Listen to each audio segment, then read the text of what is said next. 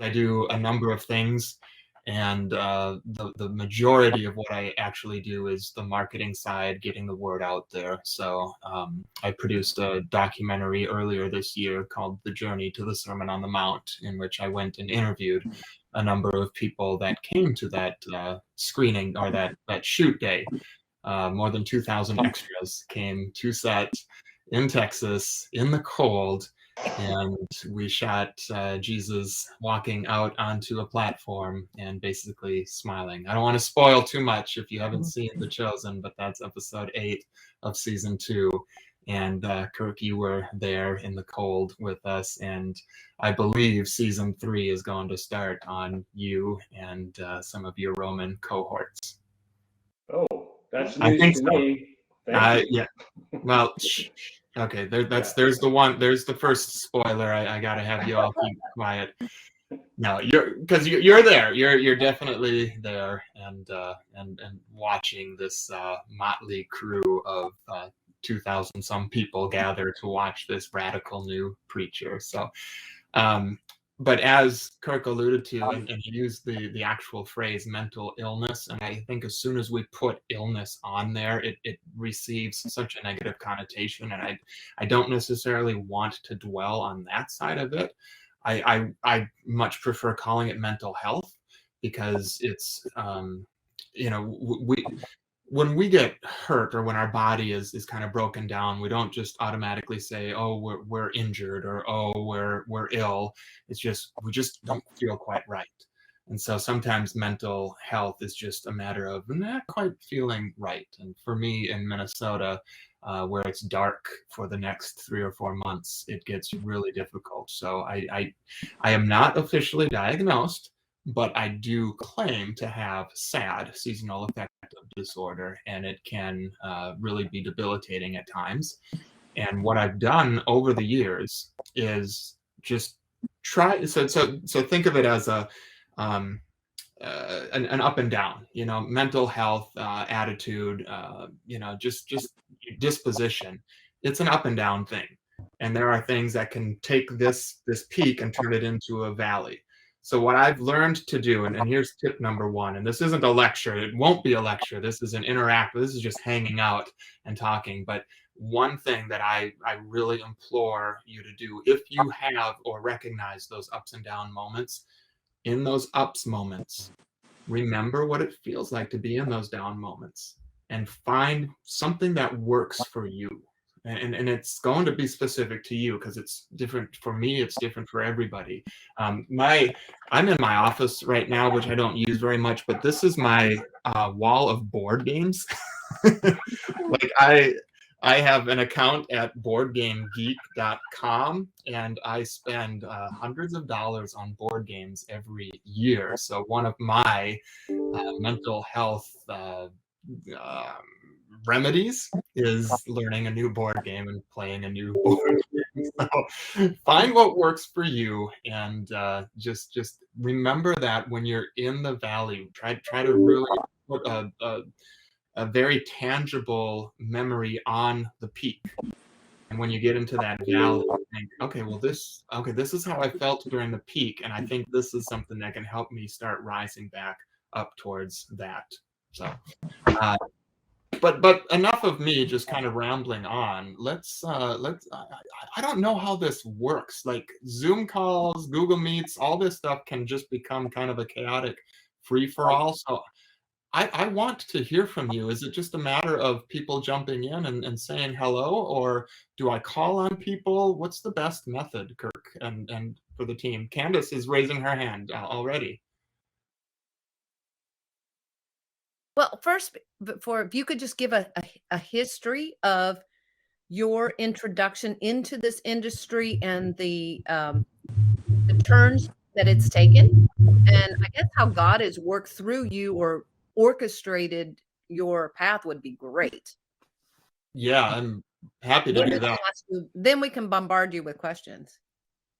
Sure. Yeah, that's the basic structure, Justin, as we said. And I wanted to address something, and it's a really great point. My work with NAMI, which is the National Alliance of Mental Illness, NAMI,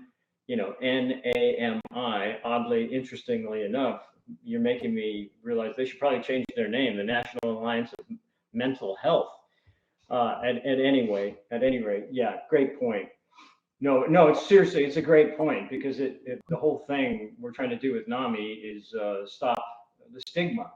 And certainly in illness, anytime you mention illness, there's a potential stigma, anything from cancer to any kind of the abuses and so forth. So anyway, thank you for making that point. But yeah, thanks, Candace. As we said, it would be really great to hear your story, how you got to where you got and where you are now. It's always a journey, so you certainly haven't finished. That would be great to hear. And then I know you have some really great words of wisdom for us on how to manage not only an acting career, but life with regard to mental health. And then, yeah, I'm sure everyone here has a whole host of questions for you. So that's usually what we do. But yeah, we would love to hear about your history. And one last thing, everyone, depending on your background noise, if you don't mind, you see those orange buttons on the bottom there, you can just mute your mic, and then we can't hear any background noise, and all the focus is on Justen. So that would be awesome, Justen, just to hear a little bit about how you got to where you got. I'll do that for sure. And feel free to type in like the public chat. I'll keep an eye on that. If something comes to your mind, or if you feel like I am rambling a little too long, I am totally fine with you calling me out on stuff like that. But to put kind of a bow on this mental illness versus mental health thing, it wasn't meant to be necessarily a criticism of the way that it's structured right now, but I think I liken it to being a parent. I have kids and I coach, and my background is actually in elementary education. And one thing that is universally true is kids respond to the way you respond to them. And so if a kid comes to you hurt, if you go to them and say, "Oh my goodness, are you okay?" that elevates the situation. Whereas if you go in super calm and just say, "All right, well, let's take a look." Okay. I like to make a joke. I'll say, "All right, do you think we need to amputate?" Yeah, let's take a closer look. I'll call an ambulance. We'll get a little clippers and we'll cut it off. Okay. Usually that can kind of de-escalate the situation. So that's my approach to wanting to call it like mental health as opposed to mental illness, is you go in and focus on the good that could come out of it instead of dwelling on the negative that is already there. So and then to give you my backstory, I'm not officially diagnosed with any specific mental illness. My sister, my youngest sister, who was my very best friend growing up, honestly, was killed by a drunk driver in 2013. And so this Christmas, actually, that's another reason that sad is a thing for me. Christmas time is when it happened. And so this Christmas will mark 18 years since the accident, which will kind of be we had her for 18 years, we've lived without her for 18 years. So after that, I got put on an antidepressant because I was diagnosed with some acute form of PTSD, depression, or whatnot. But since then, I'm not on medication. I want to be just perfectly clear and upfront that I consider myself depressed at times. And I do feel the ups and downs, the push and pull, and looking at my family history, it's pretty clear that it's in my blood. The depression, the anxiety, I'm starting to recognize and just be a little more admittant of anxiety issues that I have. And then, as I mentioned in the introduction video, if you saw that, is addiction runs in my family. I hope this was a safe zone. This isn't something that I necessarily want public, but I am the child of alcoholics. My parents, when I was growing up, were both dependent, and I would actually finish cooking dinner some nights.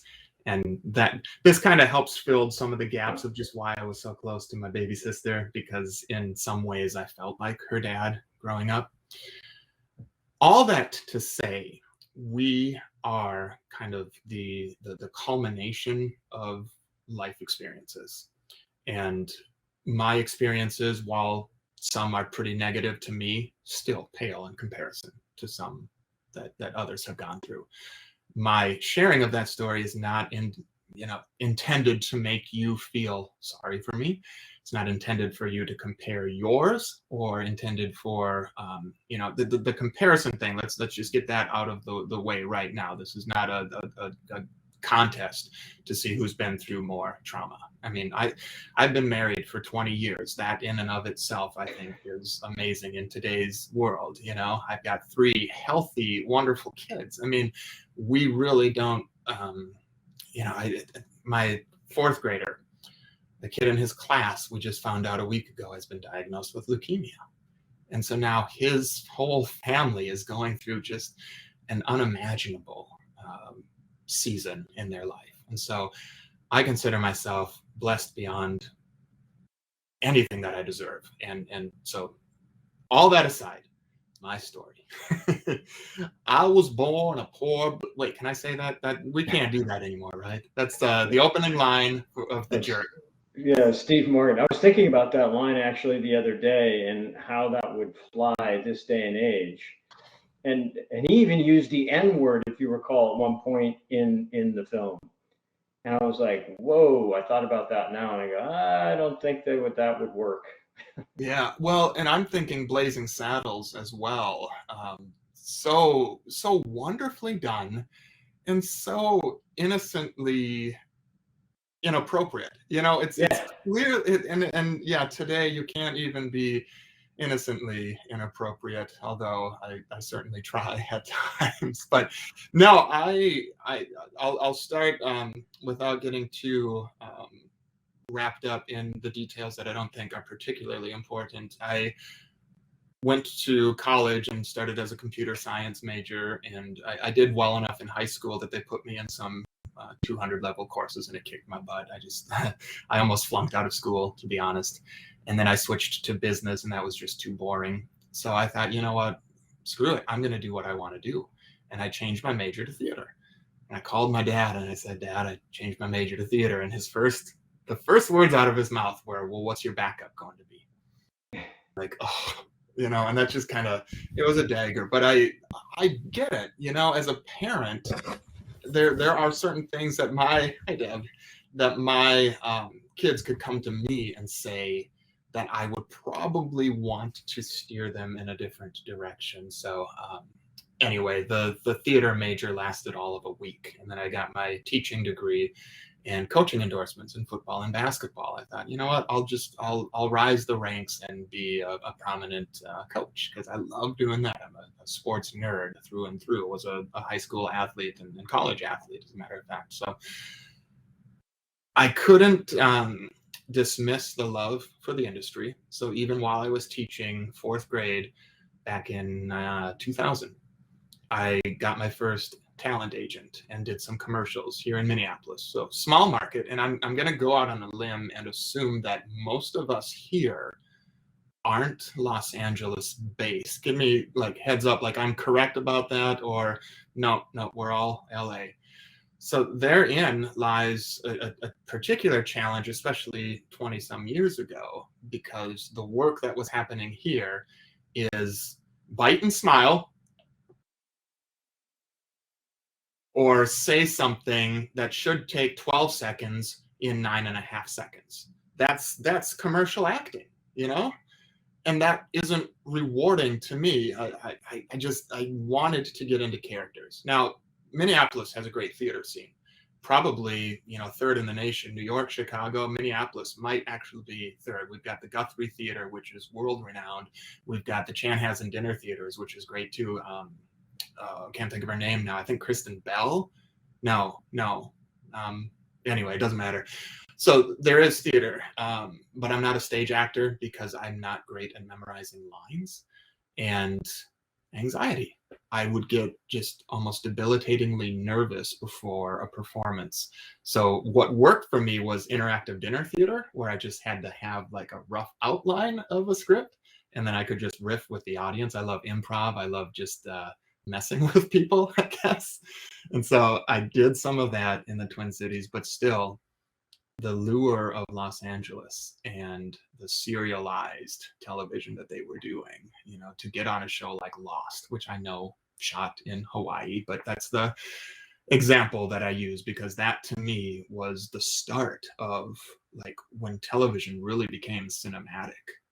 And now, I mean, some of the greatest cinema is actually on the small screen. Some of these Netflix series and Prime series are just amazing. So I wanted that. I mean, that's what I desired to do, to be able to get into a character and not just do, the under 5 lines or under 5 roles or even co or guest, but get to the point where I'm recurring.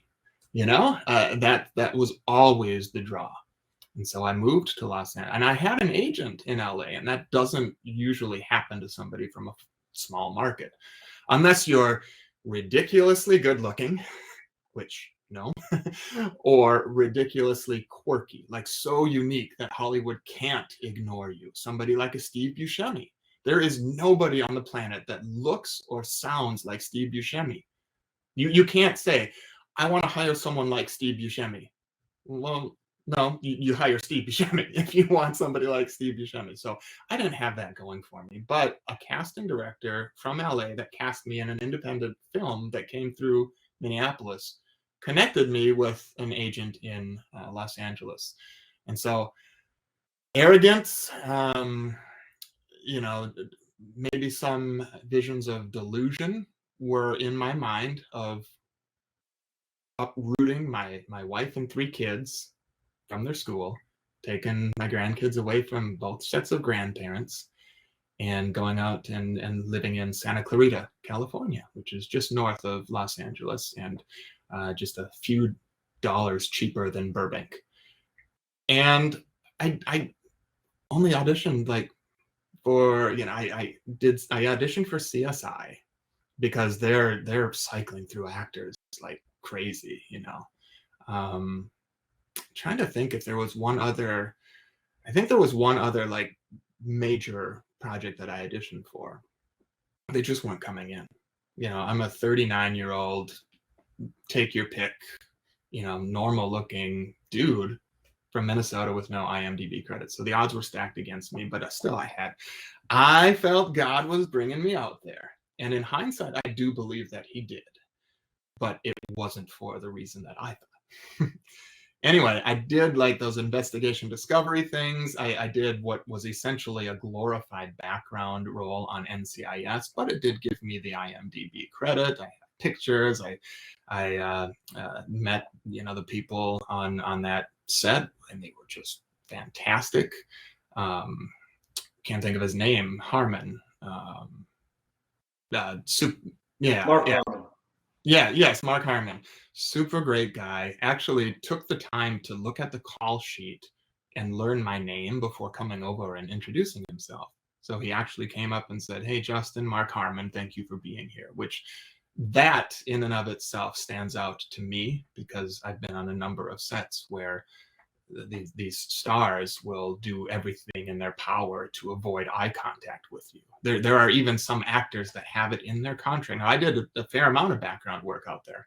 There are some actors that the AD or the production assistants will tell you, don't talk to this actor. Don't make eye contact with this actor. It's crazy. I mean, I should be careful using the word crazy.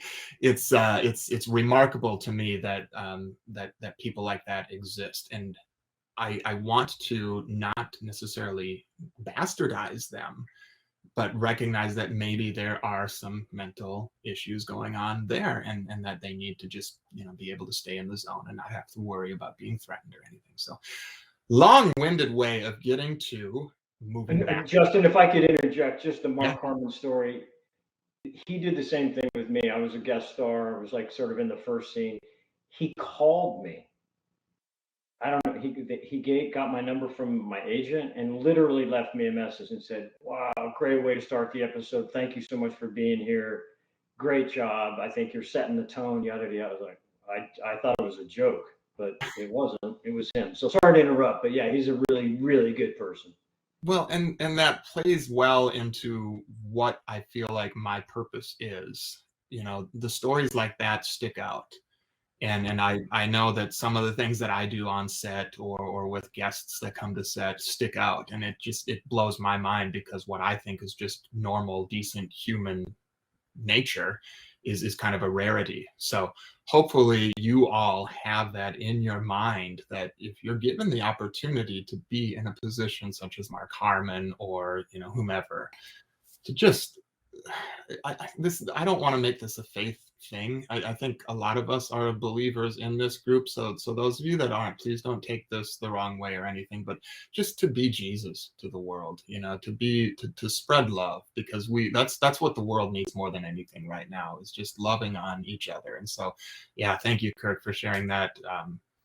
A little accentuation of that, the character that Mark Harmon possesses, because that is rare and it stands out, and I want to bring more of that into Hollywood, so that this love can be spreading. So anyway, spent 2 years living in Santa Clarita doing the non-union projects, mostly the crime reenactments on Investigation Discovery and other channels like that, the deep cable channels. I had so much fun doing them. Don't get me wrong. Any acting that I can do is that there's exceptions always, but 99% of the time, if I get an opportunity to act, it's just fun. Like, it is so rewarding in so many ways. So I enjoyed doing it, but it's hard to pay the bills on $1,000 a week or less than that, especially out in Los Angeles, and that's few and far between. Like, $1,000 every week is one thing. Yeah, you can live off that. This was $1,000 a week every 2 months. That's just doesn't cut it, doesn't pay the bills. So we came back, and that's when I thought I was in rock bottom. Let alone, the exception, of course, being when I lost my sister, which devastated me and uprooted my world and changed me from someone that believed in prayer to someone that frankly quit believing in prayer. I just became a sarcastic prayer. I just said, you know what? Screw it. You're going to do whatever you want to do, God. Doesn't matter what I ask. Thanks for taking care of my sister. That's awesome. That lasted for a long time. And when I moved back to Minnesota from Los Angeles, back to, if you could see out my window right now, like, it is just, the cloud deck is probably 10,000 feet. It's just like dark, dreary. There's no green. Luckily, there's no snow yet, but it's coming. Los Angeles is sunny 360 days of the year. Like, there were literally maybe 3, 4, 5 days where the sun didn't at least peek out for an hour or two. And that makes a difference to me. To get my mail in January wearing flip-flops without, freezing my toes off was a pretty fantastic luxury that I never took for granted out there.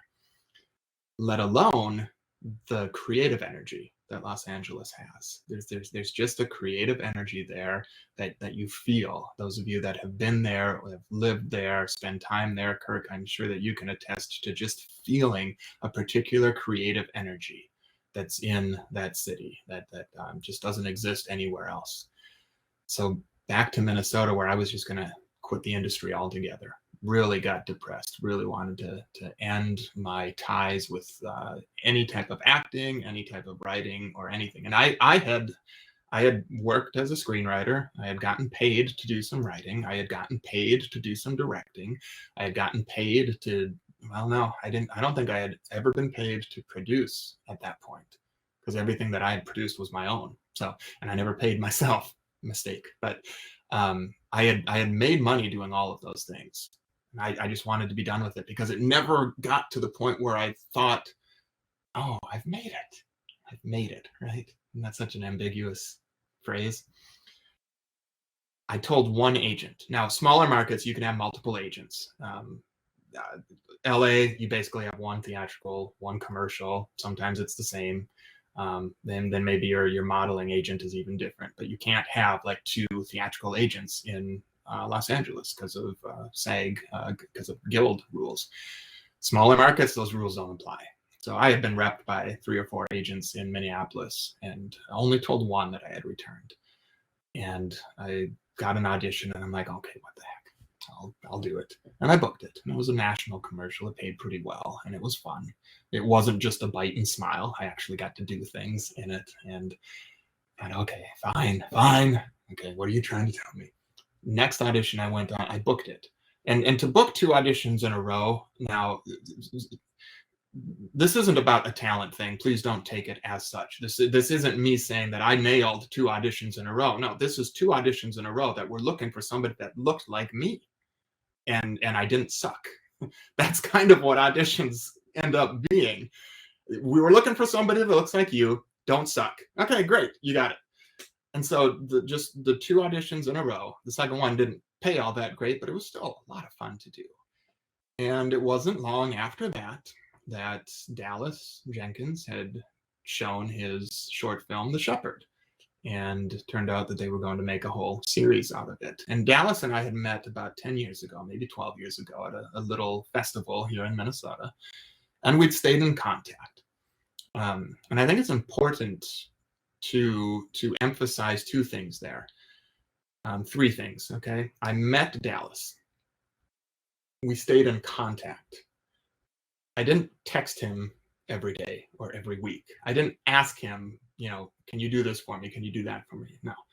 Matter of fact, when he introduced me to his dad, Jerry, he said, Justen and I met about a decade ago, and he stayed in touch without being annoying.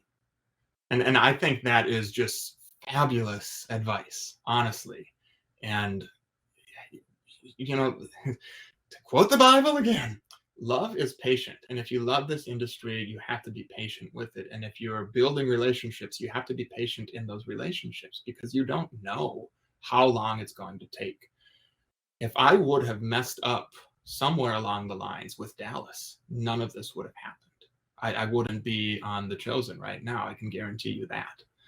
So I took my time.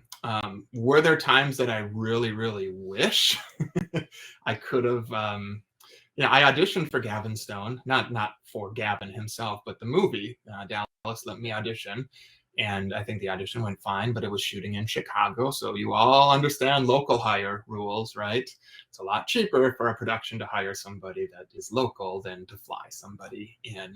Now, I'm not saying that's why I didn't get the role, but it's a contributing factor for some of these auditions, and I still audition. I mean, every chance I get, I'm repped by a wonderful agent named Jean Wenger. I think some of you may know who she is. And I auditioned for Kendrick Brothers projects, other, faith-based projects predominantly.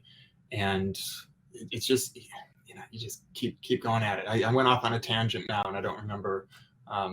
Just nurturing that relationship and letting it grow ever so slowly. I made cinnamon rolls last night. And if you don't allow the rolls to rise enough, like if you get too anxious and you put them in the oven too soon, they won't get as fluffy. So you've got to have the patience to let the cinnamon rolls rise, and then they'll come out just melt in your mouth.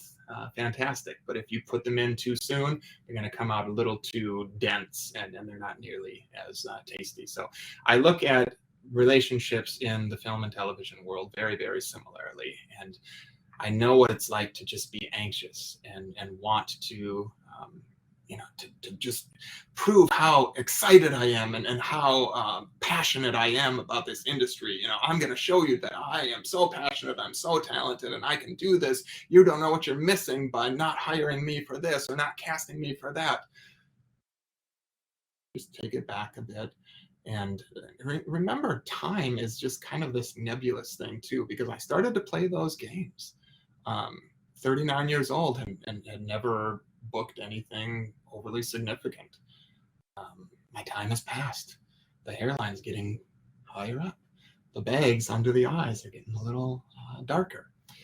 That all comes into play. I mean, I was really physically fit. I actually did fitness modeling for a while, and as soon as I used to eat ice cream 5 days a week. It didn't do anything to me. Now it does, and I'm getting a little bit, rollier than I used to be. And so all of those things kind of contribute to thinking, well, I've missed my chance. And that is, to quote a line from the Christmas episode that is bull droppings. I don't know if anybody caught that. If you've seen Christmas with the Chosen yet, Raj, who plays Joseph, actually says the word bull droppings. And I was surprised that Dallas chose to keep that one in there. But anyway, I have rambled enough, and now here I am on the Chosen. They hired me to help out with social media, part-time, very low wages, and didn't know I could edit, didn't know I could act, didn't know much about me at all, other than he keeps in touch without being annoying. And that's the key. That was the piece. Now, I think God has given me some skills and some talent, and so I don't want to diminish what I have been blessed with, but I also don't want to make any claim that I am more fit for this than any number of people. It's just I stayed in touch without being annoying, and that's kind of what it comes down to. Justen, can I interject real quick? Mm-hmm. First of all, everyone, I failed to mention in the upper right of everyone's screen box that has their image are little arrows. For example, if you only wanted to have Justen fill your entire screen, just click that little, click the little arrows in the upper corner, and then you don't have to see everyone else. I just wanted you to know that's an option where you can focus on any one person. When I built this classroom, it was intended for actors, and I came up with this idea prior to COVID. So out went the innovation when every acting teacher was teaching online with Zoom, but it's better than Zoom in that way. So anyway, if you're being distracted by other people, click on, and then Justen will fill your screen. And then secondly, I just wanted to interject. Yeah, Justen, this is a lifelong pursuit. This is not about overnight success. I don't really know anybody who's ever achieved that. I trained for 15, 16 years. I just kept doing what I was doing. Candace and I hadn't seen her in years, but we went to the same graduate school in Florida, the FSU Oslo Conservatory in Florida. We graduated in 1990. Okay, 1990. And I started, doing other things, but The Chosen, what was that, 2018? Yeah, yep. So can anyone do the math on that? So there I was with a graduate degree. So this is a process. So yes, including building relationships. You got to be in this for the long haul. So excellent point about what Dal had to say to you. It makes perfect sense to me. Yeah, So and please continue. no, and I'll wrap it up to build off of that, Kirk. And a literary manager that I had for a short stint while I lived in Los Angeles actually said, "You just have to be a cockroach. You know, the last cockroach standing, because most cockroaches are getting stepped on and killed and kicked out of the way. But if you can be the one that just stays long enough, then that's kind of what it is. Just it's stamina, it's perseverance, and all within the mindset of not being too anxious. That's the weird little balancing act. Is you want so desperately to prove yourself, and sometimes it comes across as a little too needy, a little too aggressive. And my first manager is Yvette Schumer, this wonderful Jewish woman that used to do a one-woman show from New York, and she talked like this, Yvette Schumer. When she took me on, she said, "Kurt, everybody's insecure in this business, okay? Don't be insecure." Like, oh, all right. Good. That's great advice. And it is great advice. Just don't, everybody's insecure. Everybody is in a panic. Just don't do that. And I thought it was really, really astonishing advice to go on what you're saying. It's like desperation and nervousness and craziness, not using that word negatively, but just being too anxious about everything or too worried about everything is not going to serve you in the long run. So well said. No, and Yvette would be upset with me because I battle insecurity, self-esteem, feeling lesser all the time. That is another big struggle that I have, and I have studied and recognized why. Some of that is within me, and trying to develop strategies to overcome that as much as I can, but within, while still I didn't maintaining. mean that just to be clear, she wasn't saying, she just said work to manage it was the advice that I got. You can't, all of us, everyone is, bottom line, what she was saying is everyone is nervous. Yeah. And so accept that and do something with it exactly the way you are. Like, we're all going to be nervous. It's just a question of what you do and how you deal with it that makes you the person you are. So yeah, I don't think she'd be upset with you. I think she'd be impressed with you, honestly. Well, hopefully. So I feel like I have done kind of the umbrella view with maybe a few extraneous details that were unnecessary, but I would love to just hear from some people and ask if there's something in particular that I could, offer some support, suggestions, anything like that.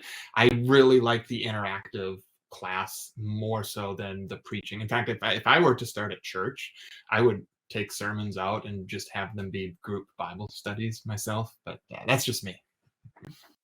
All right, so I'd like to manage that if I can.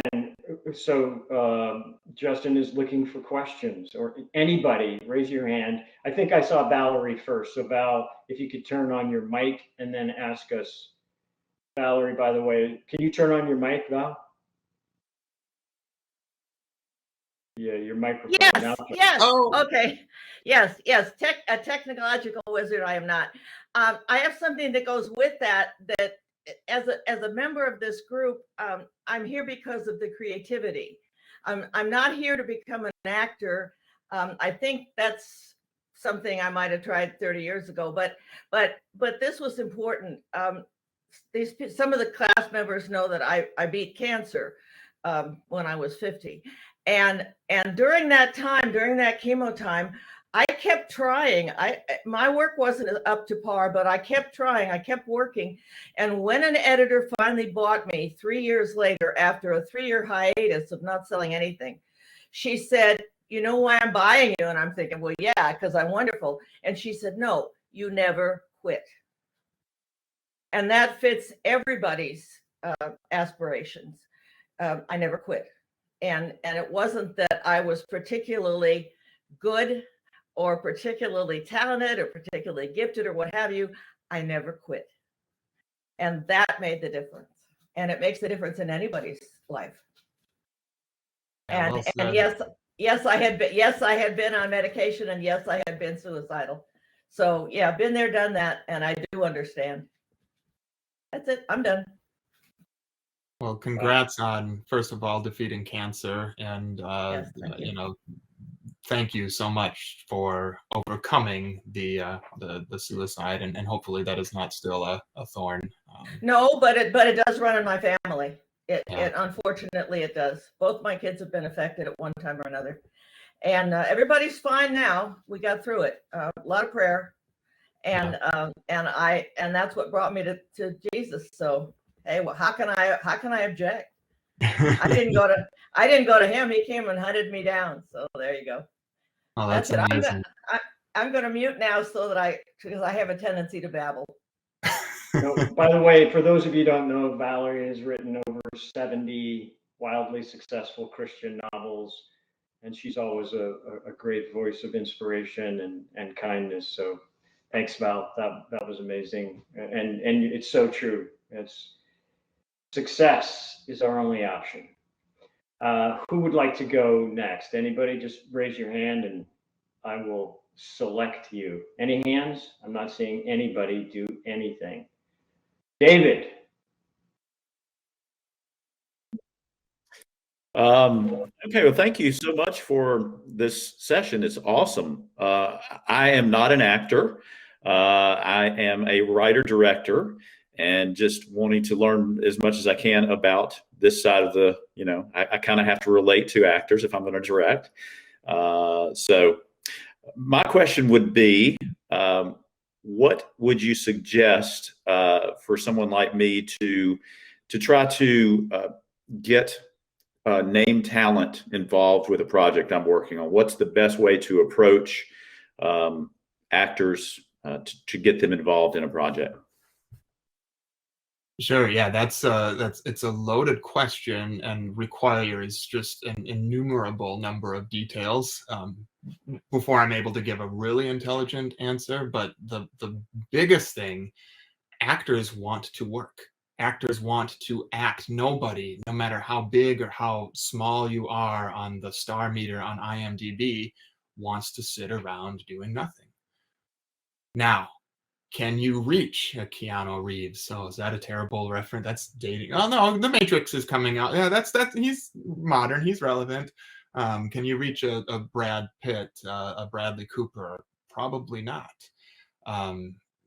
They will open a movie. Emily Blunt will open a movie. The Rock will open a movie. But that even now has kind of changed just a little bit because of the streaming platforms. And so, if, David, you have an agent or a manager or even a lawyer, that's legitimately the only way that you can get anything to somebody of status, or if you have a connection. Your cousin's yoga instructor happens to be the manager of Tom Hanks. That's well, the yoga instructor probably isn't going to also be a talent manager, but you get the drift there. So just make your best content. Write your very best script, send it to a consultant. It might cost a couple $100, but get somebody in the industry. And I don't know what level you're at, David. This might not pertain to you, but there are script consultants out there that cost a little money. Some actually are anti-script consultant, thinking, well, if they're so good, why aren't they writing and selling their own screenplays? But the same could be said. Tiger Woods at his prime had a golf instructor. The best golfer on the planet had somebody helping him fine-tune his swing. Well, why wouldn't that coach just be the better golfer? Well, no, some people are just more gifted in seeing the way to improve somebody else that is gifted with the talent. So maybe you're the one gifted with the talent and need to find somebody that is gifted with helping that talent really fine-tune itself and get to that next level. So really it's also writing. Valerie can attest to this. It's just write. I don't know how many screenplays you've written, but the first 4 or 5 probably all suck. And I don't mean that disparagingly. I don't mean that to be rude or condescending or anything. The fact of the matter is, it's very difficult to have a good screenplay in your first couple efforts. I've written a number of screenplays, and I don't know that I've ever written what I would consider a great screenplay. I think I've got a couple that, with a little bit of tweaking, could be something pretty fantastic. But I'm not arrogant enough to think, oh yeah, I'll send this to Jennifer Love Hewitt, and she'll do this.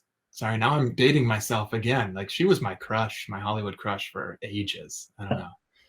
So, does that help at all? Does that, if you want to expand just a little bit, like, about where you're at in your career, I could be a little more direct. Yeah, so I wrote and directed an independent feature film when I was 23 back in 1989. So I just dated myself. And God tapped me on the shoulder a couple of years ago after I lost my father, and I quit my job, sold my house, and moved in the middle of the pandemic. I'm in Atlanta, Georgia now, and I have 3 screenplays that I'm working on to try to produce, and just finished working with Roxy on making a proof of concept. So that's where I am in my journey. So I have sent all of my scripts to consultants and gotten that feedback and did the appropriate rewriting and all of that. So is there a direct way, Justen, like if David wanted to get a name actor, is there a known or direct way to get their script to that somebody? Is there any direct path? Have you ever tried to do that yourself? Do you know any tricks of the trade? No, the only way to do that is to be repped by one of the top WGA agencies. in Los Angeles, and then they are connected. And more than anything nowadays, it's about packages. It's not even just getting a screenplay itself to a named talent and saying, hey, you know, do you want to sign on? It's packaging it. So your screenplay more than likely has to have a recognizable producer or director attached to it before an actor will even consider it. And then there's the whole pay or play scenario where an actor might give you a letter of intent so that you can secure financing, can secure that named director or whatever, but you might have to pay 6 figures just to get that letter of intent. You know, might be $50, $60, $100,000 for that actor to say, yeah, I'm on if you can make this a $25 million project. So is it more about than just continue to write good screenplays, very much like an actor, and then you just sort of work your way up, you get better representation, then you are part of a better project, which leads to this, which leads to that? Is it sort of a similar journey as a writer, director? I think so. I mean, there's a progression. It's, you know, we all want to be Robert Rodriguez. I don't know if you've read Rebel Without a Crew, about his El Mariachi movie, which he supposedly shot for like $7,000 and used actual 35 millimeter film. There's a little bit of truth stretching in that, I think, but that's the exception. That just doesn't happen. And if you did indeed direct and produce and release a film in '89, that works, but it's also irrelevant because of the date of it. Yeah. So honestly, right now, right with a budget in mind, I mean, this is one person's opinion. I do what your gut tells you to do. But what I would do is find a way to produce a movie for maybe $250,000, $500,000. Don't worry about getting a big name talent. Get maybe a C-lister, somebody that was on a sitcom in the 80s, 90s maybe. You know, somebody somewhere will watch a trailer and say, oh yeah, I remember him. And that might prompt them to want to see it and get it out there. And, you know, like if it's a faith project, I know PureFlix is, you know, they're buying up projects. They want more content to stream. Angel Studios, the distributor for The Chosen, they're looking for content, but they have a pretty specific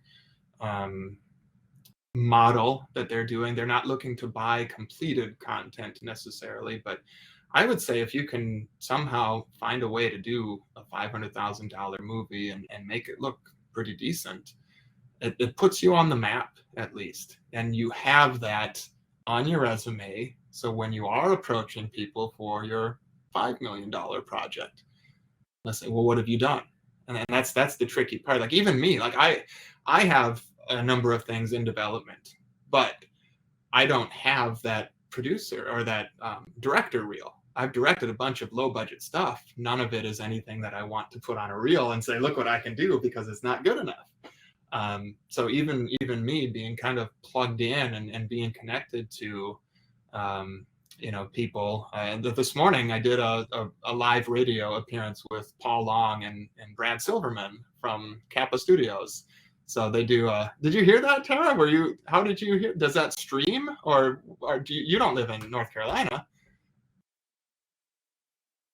Okay, now Tara can't answer. Okay, that's okay. You can type it if you want.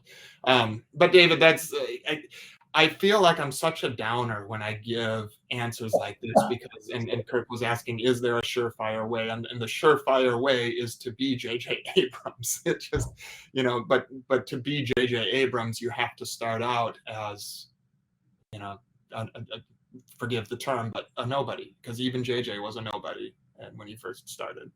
Yeah, I think David too. Be a downer to me. Okay. I'm here for the long haul. I'm getting it done, so can't go against God's direction. Exactly. And when you feel like you're maybe up against a wall, pray, and just ask for, because even with The Chosen, we have been up against so many walls, so many Red Sea moments, and part of it was because we tried to do it ourselves. God was like, silly little arrogant humans. I have a better idea for you. So yeah, just keep following your heart, David, and you're partnering with somebody that I don't know if partner is the correct word, but teaming up with Roxy is certainly a good move too. As you know, Roxy, I think highly of you. So really cool that you guys are working on that. And I would say too, I've got a couple of questions that people have written that I'll ask next, Justen. But David, in my experience watching so many producers and people get things made, it's very much like being an actor. You're doing all the great things. You're working with Roxy. You're doing proof of concept. You're getting your stuff out there. It's just repetition and sort of endless desire. And eventually, one thing will continue to lead to another. So, yeah, I wish I had more specific advice, but what Justin's saying is really true. So thanks for the question. Really appreciate it. Thank you. Catherine asked, Justen, I know you've been involved in the audition selection process. What is perhaps the one thing that captures your attention when you're watching an audition? That's a Catherine has a loud BG noise, so that's her question. Yeah, Catherine, that's a tremendous question. There you are. I'm like scanning through, and it looks like some people don't even have a camera on, but I see you, Catherine. That's a tremendous question, and it's such a nebulous response that I'm almost apologetic before even giving the response. But truly, it's presence. Does this person have a presence to them? And it's not always just overt confidence. It's certainly not arrogance. Arrogance drives me crazy, and I will not respond well. Nor do I want an arrogant, pompous, you know what, on set. And we, with The Chosen, have very, very few instances where we've had an actor on set that we're like, well, we'll never have them on set again. It has happened, but for the most part, you can judge a lot of a person's character, and sometimes it's incorrect. Sometimes we make rash judgments, but that's the job in the audition room, because sometimes an audition is all of 90 seconds. And so you've got those first 10 or so seconds to just show that you have a presence about you. It's walking in with good posture. It's having a smile. It's connecting. It's making eye contact before you're even doing any of the audition. Seriously, it's just, is this somebody that I could see myself hanging out with on set? Is this somebody that I think I could like? And if it's not, I don't care if you're the most talented person in the world. I don't want to work with you. Now, I don't make the casting decisions on The Chosen. So this is, if I'm casting a project, I just want to make sure this is a cool person. And the talent is a piece of it, yes. But it's not the top piece. Because look, if you're getting called in to audition for The Chosen, it's assumed you're a quality actor. If you're getting called to audition for a Kendrick Brothers project, it's assumed that you're a quality actor. Just don't be a butt, you know? So it's a presence. And even, you know, character variations, if you're hiring or if you're casting for an arrogant, pompous prick, you don't want the actor to be that. You want the actor to be able to portray that, but not be that. And so, I don't know. It's kind of a long-winded way of saying that. To me, it's just having a presence, and that matters so much. And I've gotten to be pretty good friends with Beverly Holloway, actually, who is our head casting director for The Chosen, and does a number of faith-based projects. She's just tremendous, and I've actually, it's tricky because we have a professional relationship, and when we're in professional relationship, I don't dare talk about my acting with her, because that's just, to me, it's kind of crossing that line. When I'm auditioning for her, I'm not Justen Overlander, associate producer of The Chosen, who talks with her on Chosen things. I'm Justen Overlander, an actor that wants a role, if I'm the right person for the role. So I have had a number of opportunities, though, to just kind of ask her questions. And I remember the first time I ever auditioned for her was for a Pure Flix sitcom, actually. and I bombed the audition. Like, I know, I just remember, I know in my heart of hearts that I was terrible, because it was one of my, one of the last several months that I was in Los Angeles. And so the weight of the world was on my shoulders. If I didn't start to make a name for myself, we had to move back to Minnesota. And I went in with the weight of the world on my shoulders. And I just, this is a sitcom. I'm just going to be wild, obnoxious, off the wall, and just crazy. And I left, and I'm like, oh, she's never going to want to audition me ever again. And we've talked about that a little bit, and she acknowledged that, yeah, you came in a little bit heavy for that one. So I went above and beyond presence to annoyance, I think. And if I just would have tapered it back just a little bit, I think that would have made all the difference in the world for that. And I just want to add to everyone, as an actor myself, Justen talks about presence. How do you have presence would be my question as an actor. And the answer is simply be yourself. Because the greatest thing in the world is you, because you are the most unique thing in the world. There's nobody else like you. So how you get mad, how you get happy, how you get sad, how you are jealous will be different than anyone else. But if you walk into the room and play an idea of what this character is, it's a cliche. It's not original. So presence has everything to do with taking a mask off and truly being yourself under these imaginary circumstances.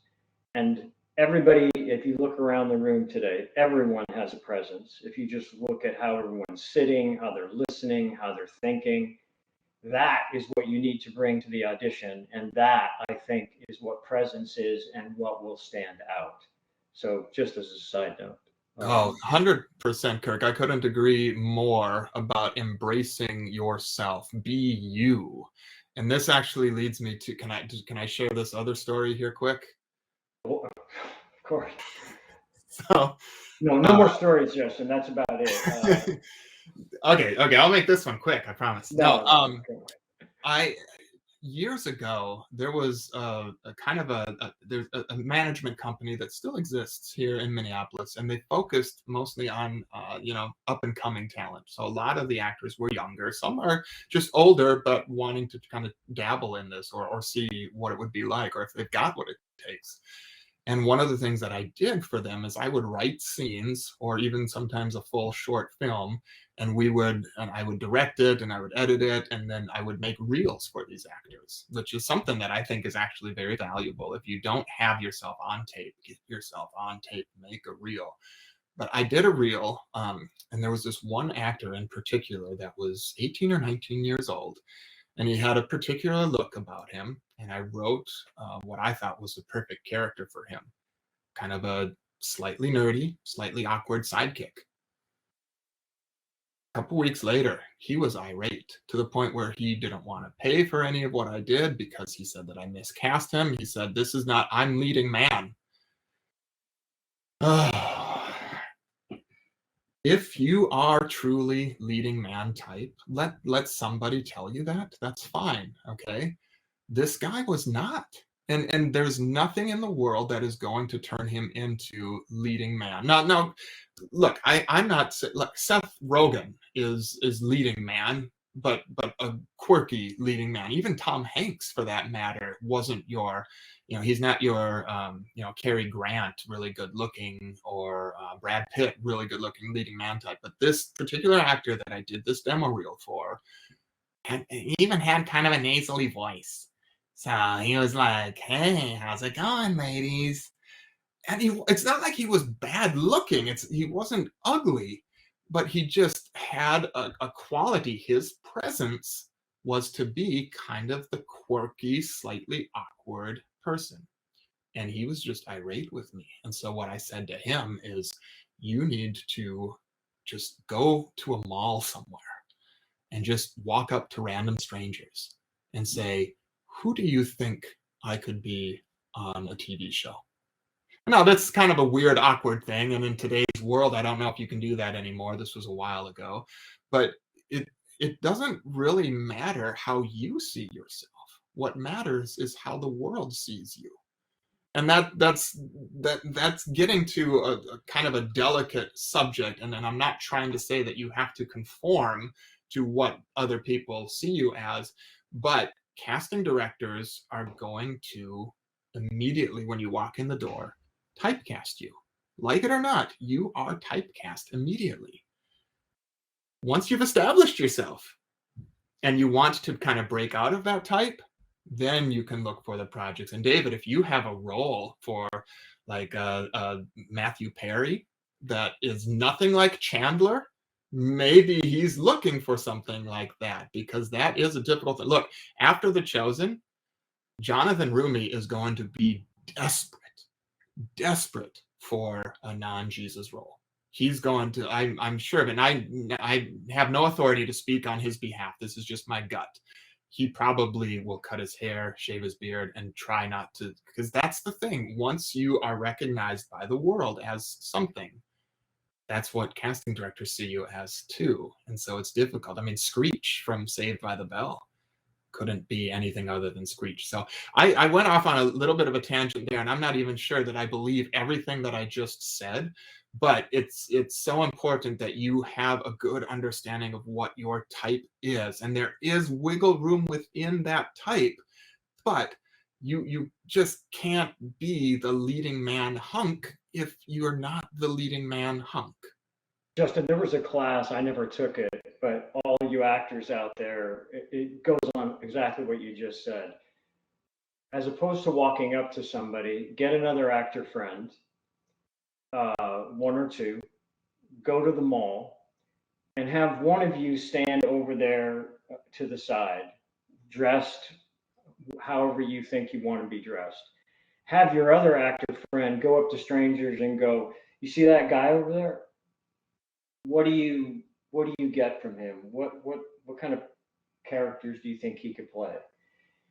And then you do that all day long, and very quickly a pattern will form, and you'll have a better sense of how you're seen. It doesn't matter how you think, what your philosophies of life are, what your faith or it doesn't. It just has to do with an energy and a quality.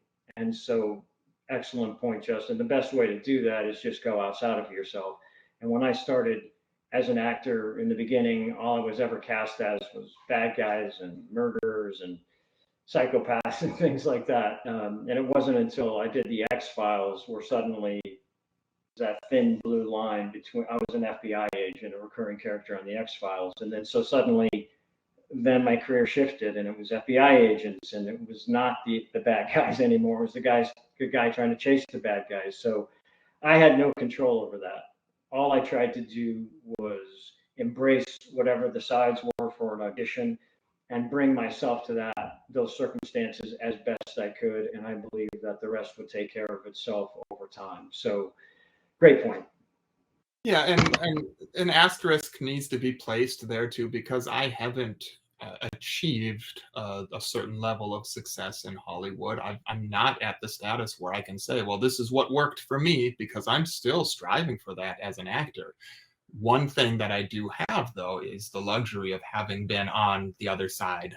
Catherine, as you recognized, I've been in the casting room and I've read opposite. I mean, I was there reading opposite Liz Tabish when she came in and did the callback for Mary Magdalene.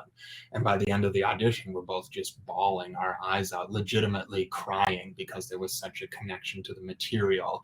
And I'm such an empath. So as soon as I see somebody else start to well up, I'm just...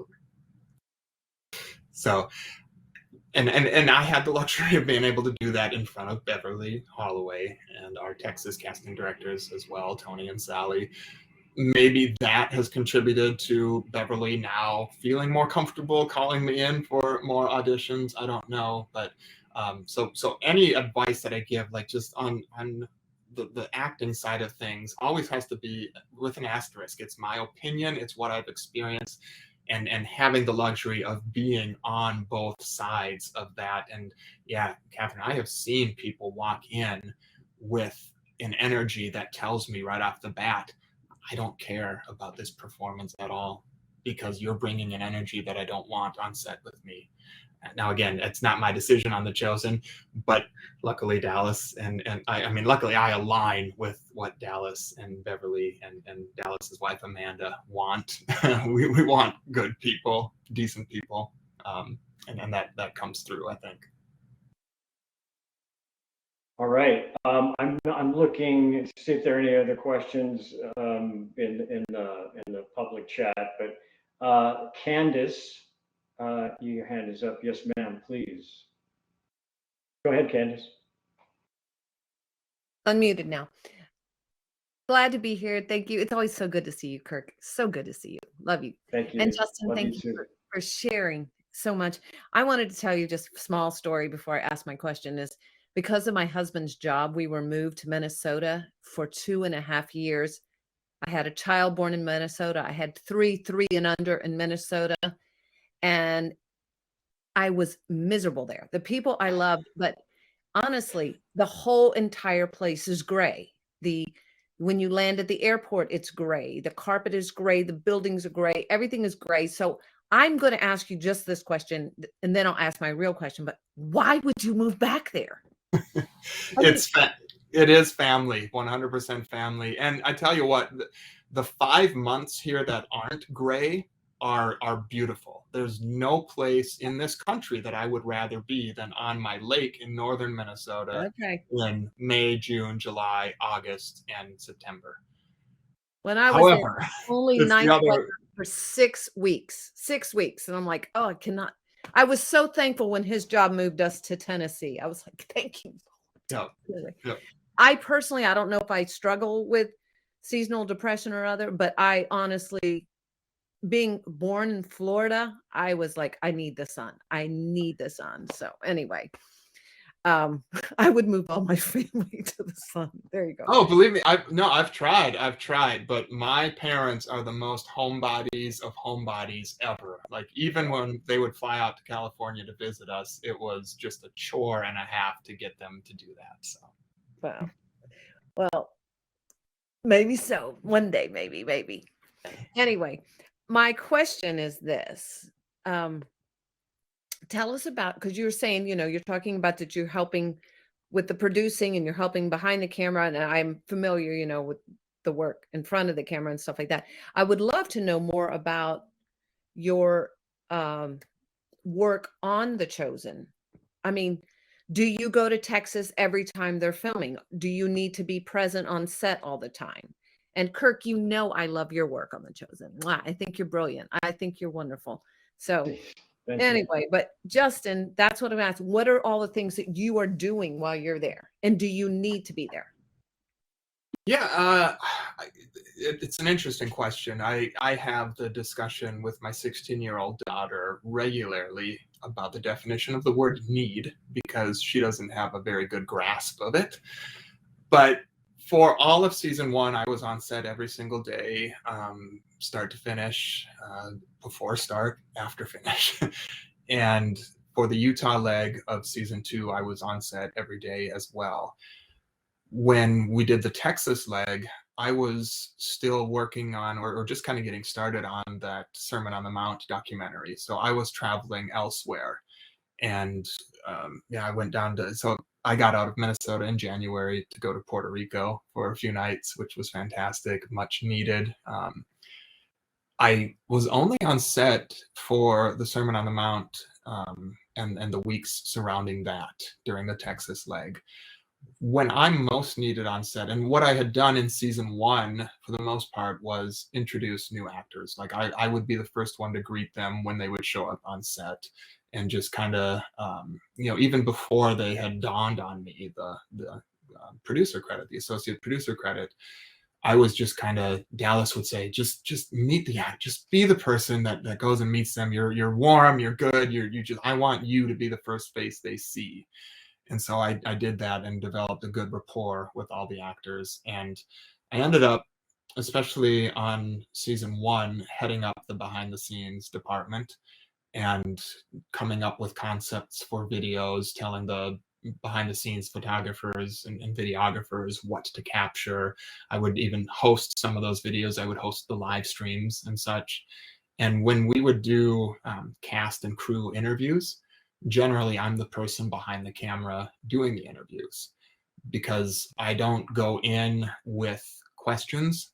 I go in to have a conversation. Now, I have a couple of things in the back of my mind that I want to get out of each actor or each crew person. But for me, it's just like, even when Dallas is doing his interviews, the longer form interviews, he asks me to come and do it, to interview him, even though here's the thing, Dallas knows exactly what he wants to say. And he doesn't need me to feed him questions, but I give, and it's the energy thing. So I'll be asking a question, and I'll just really animatedly, give these smiles, and the God has given me compassionate, empathetic, encouraging eyes, and so I use that to my advantage, and just get people to emote. So I still do that. The Texas leg, I was able to do all of that in like 3 days. And then I do monthly updates with our original investors. So I'll do a specific video now for the investors. And sometimes those get released broad channel. Like I did what was one of them? Oh, so the Kappa Studios interviews that I did with Paul Long, Brad Silverman, and I wasn't allowed to share the John Quinn. Our editor John Quinn has just an amazing testimony, but he's still a little shy about it, so he's not willing to share it publicly. But things like that sometimes go out to the broad channel, and I still speak into our marketing. Some of the new merch that we released, the calendar, I had a hand in that. I proofread a lot because I'm a grammar nerd. And so, even the graphic novel that just came out, Dallas connected me with Big Chris and said, hey, can you just make sure that the wording is all accurate and correct and everything. So sometimes it's just, so glamorous, isn't it? I'm sometimes just a proofreader. but that in a nutshell,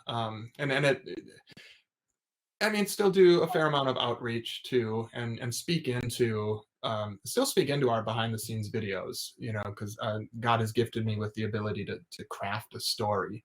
And so I'm not editing quite as much of the broad release content anymore, but like the making of season 2, all those cast reactions, that was me doing the interviews. Kirk, I don't remember. I think, Kirk, you weren't on set, so I think Colin might have interviewed you, or maybe we didn't get you. I don't remember. But anyway. I didn't. No, I don't. No, I don't think I was interviewed once for season 2 at the hotel, but other than that, I'm kind of quiet on set. Right, but I think hiding the corners. But I think I was gone. Like sometimes schedules just don't match up, and especially some of the Roman stuff happens so separately from the disciple stuff. And so I think Colin ended up interviewing you, Kirk. But when I'm on set, I generally do those interviews. And so we had a rough cut of the making of season 2 put together, but the story arc just wasn't quite there. So I worked real closely with our head of BTS now in recrafting the story, and convinced him to put the little gag reel in there too. Because every interview I would ask, so, what do you really think of Dallas? And always the actors are so fond of saying, oh, this guy's too old, I can't work with him anymore. And so convinced Colin to put that back in there. And then we got some social media backlash. Why would they do that? Why would they say such mean things? Like, let's not hang out. Well, thank you, Justen. And don't minimize what you're doing. It's clearly you've got a lot of spokes coming off there that God is able to utilize on the show and under the production. And it's clearly very successful because of all of the incredible, wonderful people contributing, like yourself and like Kirk. So kudos and congratulations. Thank you very much, Candace. I appreciate that. And you too. You're certainly keeping yourself busy, and it's exciting to see that you keep real active out there too. Thank you. Oh God. Yes, yes. Thank you, Candace. Beautiful. Who is next with a question? I'm gonna just the Tompkins who look like a Christmas photo from Jump. I'd like to know what camera you're using and who staged this shot. I'm sure there are 4 of you there. Somebody's got a question, if not all 4. So I set up this Zoom with the Sony Cinema FX6 connected to our laptop. It's gorgeous. You guys look amazing. Great work. Thanks. Thank you. This is a great conversation, Justin. Thank you for sharing all your insights. This is awesome. Yeah, I'm loving it. Yeah, thanks So- for being here. What questions do you have? I know I just met Christine, but you guys are aspiring actors. Aren't you a filmmaker as well? I'm sorry, I don't even know your name. Yeah, Forgive yeah. me. Yes, I'm Zach. Zach, do you have any questions for Justin today? I know you're an aspiring actor and filmmaker yourself, yes? Yes, I am. I can't think of any like specific questions, but like any tips are awesome. Yeah, Any I mean, tips in terms of being an actor or tips as a filmmaker? Do you have like anything specific? Here's, I guess part of, I'm putting you on the spot, I know, but part of what actor class is all about, and the reason I set it up is my philosophy, and I did this my entire career. Whenever I was on set, I always sought out, even when I started doing background extra work, that's where I started. I would find the big actor and I would find a way to corner them and ask questions. What should I do? Where should I go? Where should I train? How did you succeed? What do you recommend? So that's part of the reason I created actor class. Here's a guy who's succeeding at what he does and an opportunity to like get a specific something other than absorbing, but I know you've got a question about that would be specific that could really make a difference coming from somebody who's already succeeding. I guess acting wise, for callbacks, what kind of like tips would you have like going into a like Zoom callback? yeah, when you get a call back, they liked you enough to call you back. And so they don't want to see something drastically different. In fact, some people will recommend that you wear the exact same wardrobe, that you do, the exact same hair. I don't know how important that is necessarily, but a callback definitely be off book.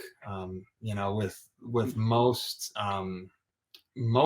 taped auditions now, you can and probably should be off book even for the initial audition because you have the time. Now, if it's a 8-page scene, what I do is I will print off and cut out the script and I will tape it up on the wall strategically so that it's there as a crutch if I need it.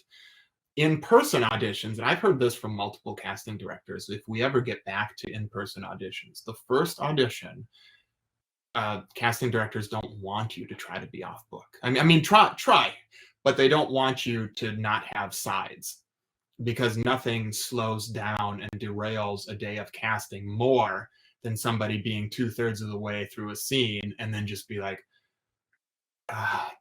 sorry, and not have the sides to look at. So it's much better. And Kurt probably can speak into this even more so than I can. Yeah, I would just add that in terms of in-room auditions, Zach, I hold the sides no matter what, even if I'm off book. And the reason for that is if you're not holding the sides, the expectation is some sort of a final performance. And as an actor, it's never final. It's always new every single time. So I always hold the script. I do try to be off book as much as possible because then I'm allowed to be more alive under those imaginary circumstances, right? Instead of my head buried in the script. But I always hold the script, even for callbacks, no matter what. I never set it down. So that's something I think that would be helpful. And I agree, we're the exact same thing. Don't change. Don't try to look different. They liked you for a reason, and that's part of it. Don't complicate it. And who's this? You know, if they're seeing hundreds of people, they had an image in mind. If now you've changed it, I think that could potentially derail it. And if you're going for a callback, yeah, basically, like Justin says, do the same thing you did the first time.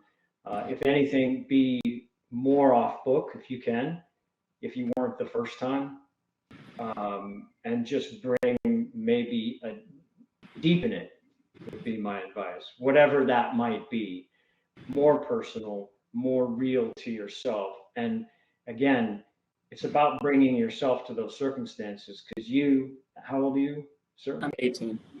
Okay, as an 18-year-old, you have a charm, your hair, the way you sit, how you think.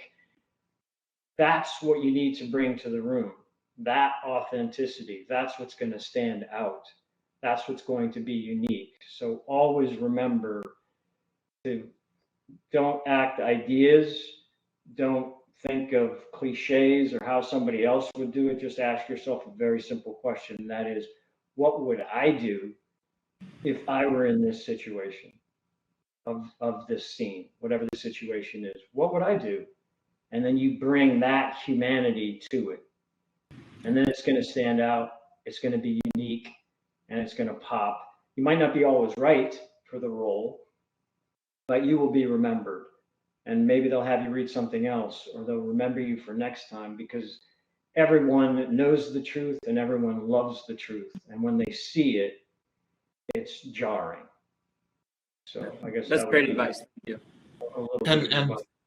And to build off of that too, Kirk said they'll remember you. You're not just auditioning for a role; you're auditioning for the room. That's a common phrase. You want that casting director to like you enough to bring you in again and again and again.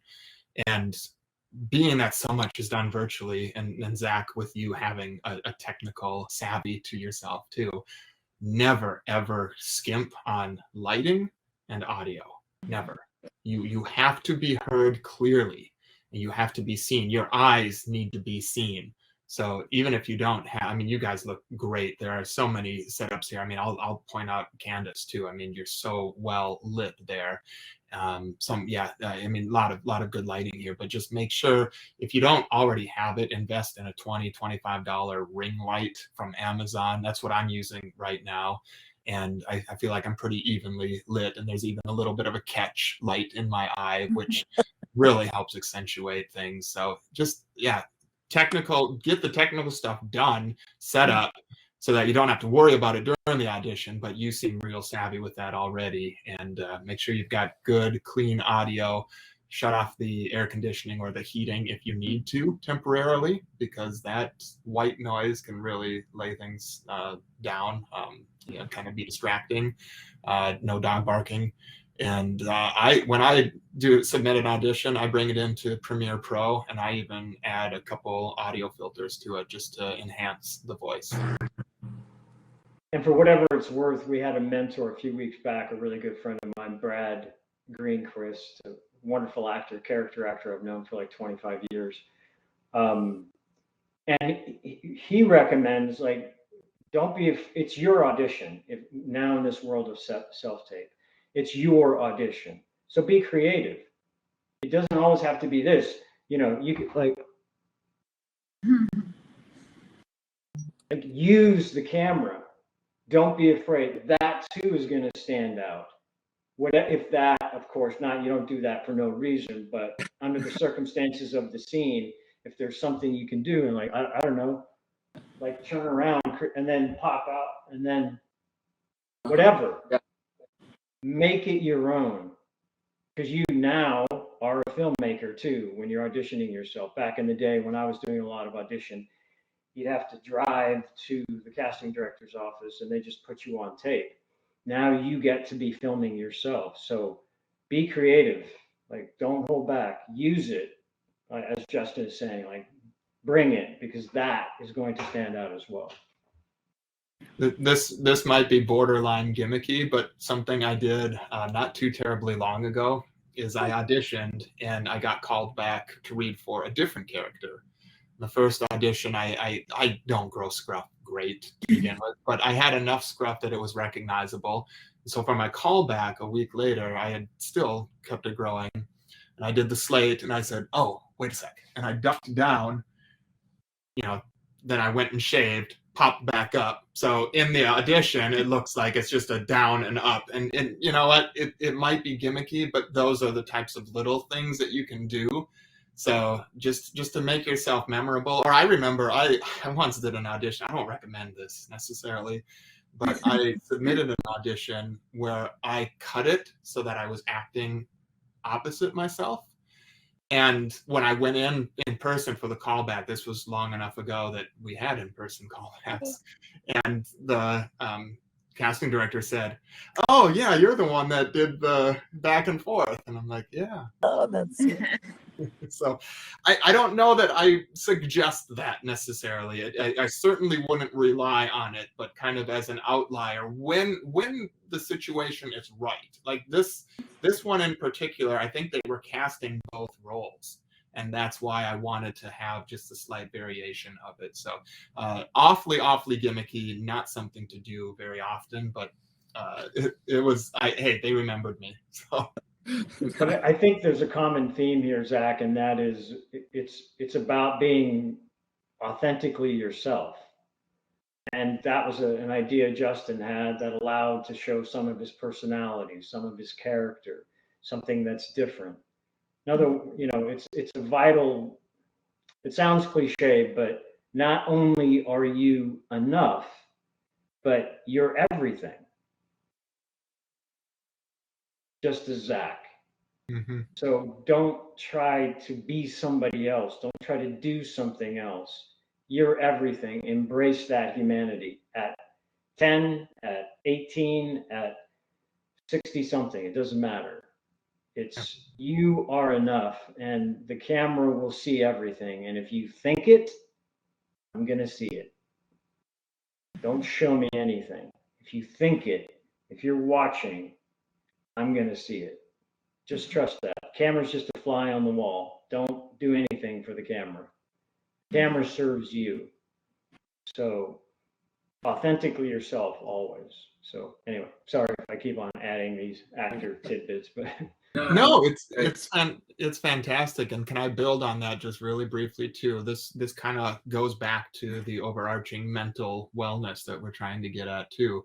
If you don't book a role, a simple reapproach to framing that in your mind is saying, I didn't get rejected. I simply didn't get picked this time. It's not a rejection. It's just that somebody else was better suited for that role, and you should be praising and applauding and just being thankful that that person has an amazing opportunity, and your opportunity will come. And your opportunity might be even better than this opportunity. So I really, that honestly, this sounds a little trite and hyperbolic, but I don't mean it as such, because this has made a difference to me when I look at roles that I thought ooh, yeah, this is from, I'm one of the last two. Oh, but I didn't get it. It's not that I got rejected. It's that somebody else simply it was their time for it, and that's okay, and that's good, and that's all good for this, whether you want to do it from a spiritual standpoint or not. That's all good for the universe, there's room for us all. There really truly is. So you're not being rejected every time. Yeah. Here's the other little thing. Baseball. There are Hall of Fame baseball players that have a 300 batting average. What does that mean? That means 7 times they didn't get a hit. Mm-hmm. And they're Hall of Famers. So this is a numbers game. So that's just the way it is. And I've heard so many times now watching the other mentors and then hearing from well-established actors that auditioning is really your job. That is what you do. That's sort of your job. Getting the work is the gravy. That's the fun part. So it's a process, and it's just the way it goes. You could be amazing 10 times in a row, but 300 batter, you're a Hall of Famer. So I always keep that in mind too. And just keep on going. Success is the only option. There's just whatever. Great faith, great doubt, great effort. It's all about the effort. I do have a question, and it might just be like kind of open discussion, but so last year, Zach and or I guess it's still this year, but after a couple years of kind of submitting to Jean a couple years in a row, Jean Wenger also did sign Zach and Alexis, and she's been amazing for us, and they've gotten lots of auditions, and she recently booked something, which is awesome. But what is my question would be like, we're extremely happy with her, but should we be having more than one agent? Where are you located? Texas. Houston. You can have a local agent there. You can have as many as you want in Houston, Austin, Dallas, Fort Worth. You can only have one theatrical agent in Los Angeles based on guild rules. You can have a separate commercial agent if you want. Theatrical and commercial are different. Am I answering that well enough, or? Yeah, no, I think so. I just wasn't sure, like, because one of those things that people, recently have been asking, like, who's your agents? And I'm like, oh, well, we have one, and we're extremely happy with the one. We have been considering, especially for Alexis, getting a commercial agent. But at the same time, I wasn't sure, like, if it's really more like standard. With Jean, it's great because she has the same values as we have, and so it's great that we know that things are being filtered through her first. Mm-hmm. So I know that's kind of hard to find. And so we were just, as other people in different conversations come up and they're like, oh yeah, you need to submit this person. We're like, oh, okay, should we not? We're just trying to weigh in it. Yeah, you really should have a local agent as well, because Jean probably isn't going to be quite as privy to some of the productions that are happening in Houston. And I know Austin, I mean, Austin's what, 2 hours, 2.5 hours from you? But right. there's certainly plenty of stuff happening there as well. Right. So yeah, I would recommend having a smaller market agent closer to home to help you get some of the commercial auditions and even industrials, doing training mm-hmm. videos and such. They pay halfway decent and can it's just more practice. If you want to be a good free throw shooter in the NBA, you have to keep shooting free throws. If you want to be a good actor, you have to keep acting, and the best way to do it is to also get paid while you're doing it, right? So true. That's great. Thank you. All right. And Debbie, in LA anyway, you have a theatrical agent, you can have a commercial. So most actors have at least two. And in that way you can have two. You just can't have two theatrical or necessarily two commercial, but you can at least have two. So if your daughter, if you have who you have now, but you need a commercial agent, yeah, that I know for a fact that's acceptable for sure. Yeah. All right, who is next with a question? Debbie, you need to unmute yourself. Hi, Justen. Hi, good to see you again. You too. I haven't talked to you in a while, and I'll try to summarize because I know I happen to be one of those overzealous people that talk too much. So I know Kirk sent out something the other day that said that we can meet with one of you guys anytime that we want, which is great, and I appreciate that.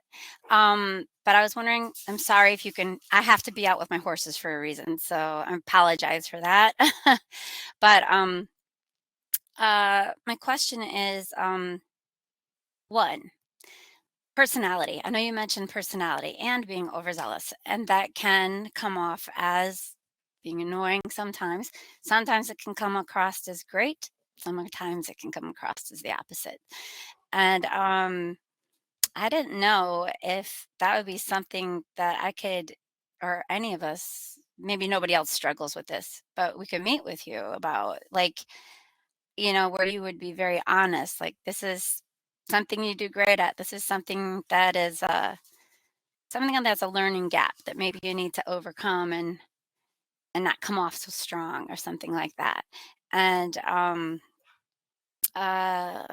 another thing is, I don't have an agent right now, so I really need one because I am getting really overwhelmed because I have between now and this isn't supposed to be about me. It's just, and again, it might be something other people are struggling with. When you don't have an agent, sometimes you can overbook. So I have 3 films I'm supposed to be doing, tons of lines I need to be learning, and I'm getting into screenplay writing. So I'm going to be producing, and uh, there's a lot of work that goes to producing your own film. And I'm having to turn down actors. I'm feeling tons of guilt. I don't know how to overcome that because I have to tell people no. Um, and then I have to, plus, I'm going to be acting in it as well. So I had to hire an actor from Michigan, directors from Michigan that I've worked with before. And so there's so much that goes into it. I'm overwhelmed. I don't know how to sit down. I got to do a table read with them, get all the actors together, um, come up with locations. You know how it goes. You've done both. So I really need some help, like getting this all together. Plus, I just told Kirk recently, I'm in film school now too. So in film school, like as soon as I get off of this, I have to go to a film festival. And I've connected with Justen Long, who wants to be in one of my films. I don't know if you remember him from Dodgeball. Mm-hmm. He's hilarious, actually. um, and Ryan Justice is the one that I'm going to be understudying with. I'm going to be having, in 6 months, I will be in a program where I get paid for a full year to be in a studio, which is great, but it's just Debbie, what would overwhelming. be your Debbie? What would be your specific? You're asking so many great Question. things. Well, but what do you think your main question would be Could I meet for? with you, and do you think you could help me? Because as you can see, even the question itself is really overwhelming. Oh, I can't get it all out. So no, Debbie, you're doing great. You really are. And I think to answer your initial question about whether I could, me or anyone for that matter, the tricky part there is it would just be one person's opinion, one person's recommendation, and what turns me off or on is not going to be the same thing that's going to turn somebody else off or on from wanting to work with you or wanting to, cast you in something. So Kirk and I had talked about it. I don't know that I have, especially not until at least next year, the time to commit to one-on-ones at this oh, point. But I I can say, let's chat offline briefly. Just send me a direct message, and I'll address something fairly specific. Just one tip that I think I came up with that I want to keep private. okay. But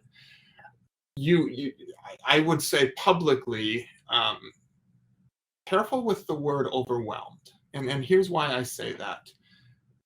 The more you use that word, the more it gets into you. It's the same with saying, oh, I'm so busy, oh, I'm just too busy to do this. The more you use words like that, and I have tried really hard to eliminate words like idiot and stupid from my vernacular, and it has made me feel overwhelmingly more positive. And when I'm driving, that's when I want to say words like idiot and worse. Words that somebody involved with The Chosen shouldn't be saying out loud publicly, but I certainly have been prone to do that. So that is one tip. I'm not saying that you're not overwhelmed. That's not this at all. But I'm saying that the more you say it out loud, the more it just builds up. It's this kind of like A being self-fulfilled hungry. prophecy. It kind of, yeah. It kind of like being hungry. Oh, I'm so hungry. Oh, I'm so hungry. Oh, I'm so hungry. You overeat if you say, oh, I'm so hungry. It's a psychological thing, and I'm not trained to give this kind of specific advice, but just in the studying that I have done, yeah, if you continue to use words like And you said it 3 or 4 times in about 2 minutes. So it's not a criticism, Debbie. I don't mean it that way at Don't all. worry. This is meant to hopefully help you to try to not acknowledge it in verbal form, and not to think, oh, I'm so overwhelmed. How am I going to do this? How am I going to do this? You are blessed, Debbie. Blessed to have opportunities. Blessed to be in a place where you could potentially be overwhelmed. And so accept those blessings and acknowledge that God is being good to you right now, and he's not going to give you so much that you have to be overwhelmed. So let's get rid of that word if we can, and replace it with thankful. And I'm so thankful right now that I have all of these projects coming on. Does that make sense? Does that help? Yeah. Yeah, Okay. it does. Thank you. You're welcome. Of course. Thank you, Debbie. Okay, Jennifer, turn on your mic, please. I got to find the little button. I don't have a question as much as I just want to say thank you. I'm just a regular person. I had a career, not as an actor or anything like that. I was a technical writer, technical editor, but I've always been a very creative person, and I've always loved theater. And even let me fly the sets, I'm not particular. I just want to be part of it. And when The Chosen came along, wow, my life just blew up, turned it upside down. And I'm going to be coming to do the 5,000 and all of that. And you guys, Gaius, who doesn't love Gaius? And No, thank you. just amazing. But here's my point. I've been struggling lately with self-esteem issues. I'm getting older. Things change. Feel like my ship has sailed, my time has come and passed. But God's given me this new chapter in my life now, and it's called The Chosen. And I got to see it with Julie Molina in the theater last week. I've met Jonathan, which was a dream of a lifetime. But the self-esteem issues, I wanted to thank you because I've written down some things today that I feel like I've been in therapy. These are exactly the things I needed to hear. And thank you. You're welcome. You're very, very welcome. And before I joined this, and I feel slightly uncomfortable just because I don't know the room completely. I am a man of faith, and I don't intend to alienate anybody in any way, shape, or form. But before coming on to this, my prayer was that God can use this time to reach somebody with something. And so hearing you say that, Jennifer, helps validate me doing this. And thank you, Kirk, again for facilitating this and everything. And Jennifer, I just do have to say one thing. You do realize that this is the guy that arrested Jesus, right? I don't know what your screen looks like, but he arrested Jesus. He went on the banks of the Sea of Galilee and brought Jesus to Quintus. Okay. So he arrested Jesus, but he loves Matthew. So my heart goes out to him. Good. One more quick follow-up, and I did love you in the ride, by the way. Wow, one thank you. quick comment. Just last night, my best friend was having a talk with me, and she said, you've got to stop putting yourself down. You got to stop saying things. Because I would say things, well, that'll never happen for me, or whatever. And it's like you guys knew that. It's like y'all got in cahoots, and but it's God. We know it's God. So thank you. And where do I sign up? I'll contact you, Jennifer. You'll see me again. God bless you all. Thank you. Thank you so much, Jennifer. And to build on what I was saying to Roxy as well, and it's what you say verbally tends to manifest. I know is kind of a new agey type word, but it tends to manifest itself in you. If you put that out, that's what you're going to take back in. And I have struggled, Jennifer, my whole life. I still struggle with the self-flagellation. Now I know that's a word that sounds like something else, but this just constant desire to put yourself down, and that I found out finally is actually its own form of narcissism, its own form of selfishness, of this desire to, I'm going to say I'm so bad, so bad, so bad, so that somebody else will say, "Oh no, you're not." And so when I finally realized that that's what I was doing, that was kind of the punch in the face that I needed, and it has helped me tremendously. And that's where I am. I kind of am. I'm realizing that. I'm in transition in my life. I'm well aware of that. God's moving me from one season to another. But yeah, thank you. God bless you. Here's one other thing. I'll leave it at this, and Kirk can jump in again here. But when I'm going through a particularly trying season, or even a particularly trying afternoon, hour, minute, whatever, I will sometimes just consciously stop and say, okay, find the learning point from this. Find the value in this situation. This might suck for a little bit, but there is something that I can learn through this. Yes. And if you stop and really acknowledge that, it's so much easier to look back and say, oh, that's what it was. That's what it was. Okay, I'm glad that I recognized that I had the wherewithal during the trial to ask, what is it that I'm trying to learn here, that I'm supposed to learn here? That has helped me tremendously too, Jennifer. Yes, and prayer.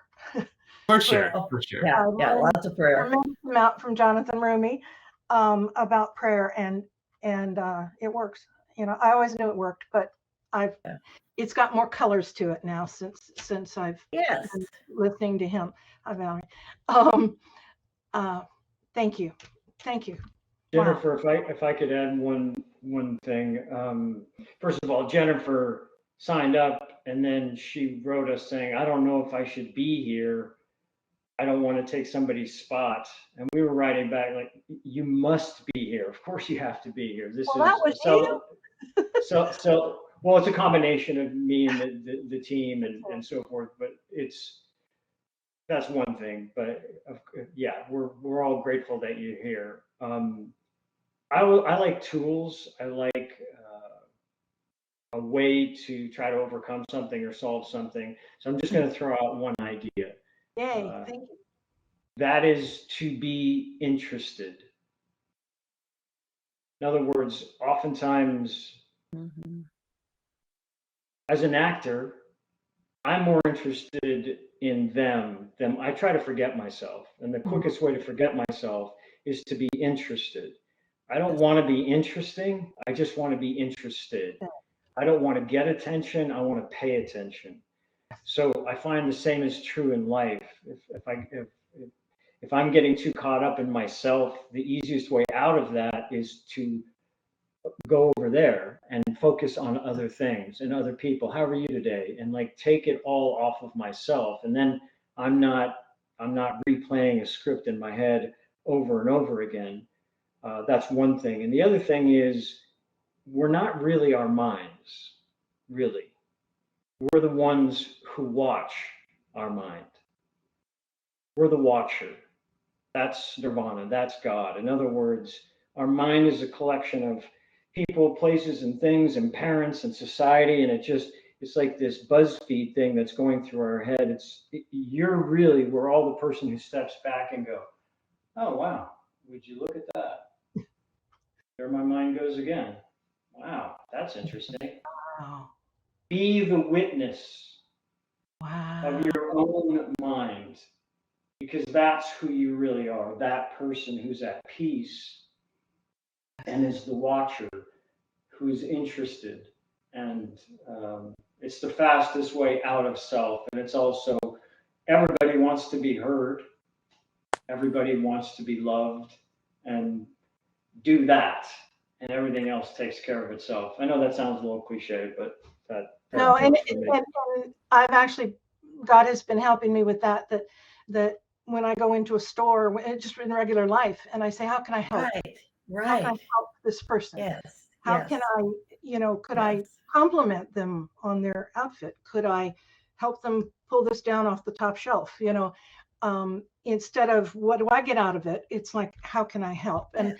and I learned a lot of that from Jonathan as well. He's amazing. But Yes. to step out and be of service. That's the answer, to be of service. Yes. Well said. So, but I'm going to, oh, mercy, I'm going to take this to heart. Thank you. Yeah, of course. And remember, if you're interested, if you're interested, you become very interesting. Mm-hmm. Make Wow. sense? Yes. If you're interested, you become very interesting to watch, to pay attention to. Have you ever seen somebody try to parallel park? They're going to make it. They try to go that, got to go back out. I just love watching that because it's really happening. So they're in, and when somebody's in, I just find that fascinating. So just remember that in terms of your own self-esteem. Just be interested. I love it. Thank you. Thank you. Of course, thank you. Thank you for your honesty. I didn't Remember, Jennifer, you're not any place by accident. You're not alive now by accident. You didn't find the chosen by accident. You're here with us because this is where you belong. I found my tribe. Yeah. I will say this. I don't mean to take up time. My best friend, she was telling me, she said, somebody said to me the other day that she had been working with healthcare with people. And then somebody called her and said, would you work with the Humane Society? And she said she went over and started working with the animals and she found her tribe. And so when I was talking to my friend about the chosen and I'd seen Julie and et cetera, she said, you know what, Jennifer, you found your tribe. Yes. Family. It's Family. absolutely true. And God has made the last chapter of my life the most fun and exciting one. And no excuses. Here I am. Take me or leave me. Here I am. And I'm going to learn and I'm going to grow. And I love you guys. Thank you. That's beautiful. And Justin, now you're going to be I just read this. You're going to be self-conscious when you parallel park. If you're watching me. No, that's the whole point. I feel like. No, man, you got to be in. Everybody who parallel parks is in. You got to be in, and you're just not going to make it. Love it. Can I mention something? Sure. I'm going to blow you up here, Justin, because I want to be able to look you in the eye when I say it. Speaking of being interested, I want to thank you because anytime I've ever seen you or talked to you, you are always interested in the other person. And I've even watched your eyes as you're listening to everybody that's on here, and you're always interested in the other person. And that's very honorable of you, and it makes you very interesting. So thank you. And even the once in a great while that I get to say hi to you on Facebook and you say, I've just been wondering how you're doing, it means a lot. So thank you for being you. I'm sorry, I didn't catch any of that. What did you? For real? No, I'm just. I was gonna say I have to repeat that all again. Okay, I'm out. No. I'm out. Because before I cry, I'm out. I appreciate that, Debbie. Thank you so much. Debbie. That's beautiful. Okay, I'm watching time. I want to be respectful of Justin's time. I know there's other questions. Chuck, you haven't said anything. Roxy, Sherry, Tara. Come on, guys. Who's next? Okay, Roxy. And then I think I saw Sherry next. I won't take up too much time, Justin, but it's always good to see you, my friend. You always bring so much and you're very present. So thank you for who you are. I did want to speak just a little bit to the mental health aspect. I think it's very important to speak to that. In so many of the faith-based communities, we want to pretend it doesn't happen, it doesn't occur. One of my undergrads is psychology, and I worked in the mental health field for over a decade. But in that, it took me, God pulling me into acting, this class specifically, and I've told Kirk this, my personality Everybody that has my personality type, we think we're on the spectrum just because it's all analytical. It's you push your feelings to the side. We disassociate. We get lost in anything but feelings and colors. We have feelings. We just don't necessarily communicate those. But with actor class and with the way Kirk teaches, he's very gentle about it. But you if you're going to do anything, you have to acknowledge how you feel, and you have to be able to communicate that. And I'm an empath too. I can see other people and I can feel their feelings. I take it in. I don't put it back on them.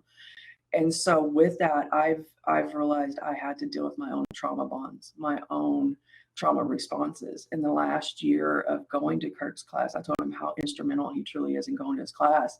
I mean, it wouldn't be a week that would go by and I would break down. For me to break down and cry, I don't show my emotions. And so I'm like, Kirk, you have no idea what you are doing in me. And God has used him, whatever anybody's beliefs are. That's cool. I don't put my beliefs on anybody. I just have mine. And this is just how I view things. He's very instrumental in my healing and in this class of and I would sit with it. I would have to sit here and I would know it was coming, and I would sit with my trauma and I would let it burn a hole in me and deal with it. You don't run from it. You don't eat it. You don't drink it. You don't, whatever you do to get over it, you have to sit with it and you have to deal with it and deal with it directly. And acting will do this to you, Jennifer. I'm telling you this because be prepared, because it will heal you. But God doesn't pour the balm of Gilead on you over the top of your wounds. He will get down to the core of it and rip it out. And that's how you truly heal. The scar tissue has to go away. And it's anything with the physicality as well as the spirituality. And so I just wanted to thank you, Justen, for being honest and vulnerable with what you said. And I've always, Kirk, it's always a pleasure. And I always learn so much. And yeah, I sent you that proof of concept, Justen. Just look at your Facebook Messenger. Oh, okay. Awesome. Thank you, Roxy. Thank you. Thank you very much. That was lovely. We love you. Okay, I think Sherry, yes, ma'am. Hello, everybody. So I have three things, but I'll make them quick. So the first thing I kind of wanted to add to what Justen was saying about watching your words. There was something I was told a few years ago, and it was very much to that same thing about guarding your words. When you pray in silence, God can hear your silent prayers, but the enemy hears what you verbalize, and he will manipulate the circumstances around you to emphasize your insecurities. So you have to be very careful to guard what you say. So I'll just leave that. The next thing is a question in regards to mental health. A lot of companies that I've worked for in the past have what they call the EAP, the Employee Assistance Program. Is there anything in the actors world or something that SAG helps with actors, or anything that deal with anxieties or depression or anything? Is there anything in the acting realm to help? I'm not aware of anything. Kirk, are you? The Sherry, first of all, with the Screen Actor Guild insurance, there's a certain threshold of money you make, but part of the Screen Actor Guild insurance includes coverage for mental health. Okay. In other words, seeing a therapist, medication, and so forth. And SAG often, as a SAG member, they offer constantly different seminars, many of which deal with mental health. Clearly, the entertainment, Justen and I were actually talking about this, the entertainment industry can attract, not unlike any other industry, creative types who can just have holes or other issues or part of their character and personality and need to be creative. So what I'm trying to say is there's a lot, or can be a lot, of mental health challenges for actors because they're out there and they're dealing with their emotions and so forth. Maybe that's what drew them to acting to begin with. So there isn't per se a specific SAG mental health program, but there's constantly seminars, and insurance does cover it. I hope that answers the question. Yeah, I was just wondering if there was anything that was even offered or made available to, people in the industry, or, because you hear about, the actors, with the drug problems and going through rehab and stuff. I was just wondering, at an actor level, if there was anything that was offered up, as a whole. But so not as a whole, in all honesty, part of, again, sounds like a broken record, but part of what actor class, my intention was for that sort of balance. Meaning, if you're talking to somebody that is doing it, they're going to have a perspective that's honest and real that can help you with your life because they've been through it. Right. And I think there needs to be more of that, which is why I've always been a part of NAMI, because there's a lot of stigma with mental health. There's a lot of, everyone's got something, every person has something, every family has something. We all have to deal with it. So the more we non-stigmatize it and get it out in the open, I think the better off we're all going to be. But I think there should be something, and hopefully actor class and all of us getting together today is a form of assistance and help to all of us, which is why I was so excited to have Justen, because that's just what he brings to the table. And it's the same thing he brings to the set, by the way. You'll have your certain alpha males and all these things happening on set. Justen always brings a kindness and a balance to all of that. And that's what makes the whole work. So again, that's why I was so excited to have Justen today, because mental health is not something we talk a great deal about. How do you get an agent? How do you, but really it's like, how do you deal with yourself? It's critical. So I wish there was more of this.